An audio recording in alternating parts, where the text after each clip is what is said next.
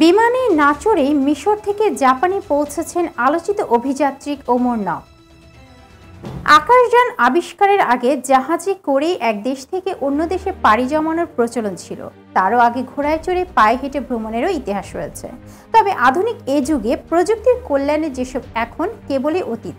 ওমরকে অতিক্রম করতে হয়েছে 46,239 কিলোমিটার পথ, যার পৃথিবীর পরিধির চাইতেও বেশি। কখনো ফেরি, আবার কখনো ট্রেনে চড়েছেন, উট ঘোড়ায় তো চড়েছেন, কখনো কখনো পায়ে হেঁটেও পাড়ি দিয়েছেন দীর্ঘ পথ।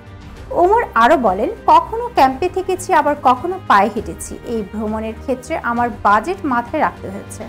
ফুটপাতের খাবার খেয়েছি, হোটেলে এক রুমে 25-26 জনের সাথে থেকেছি।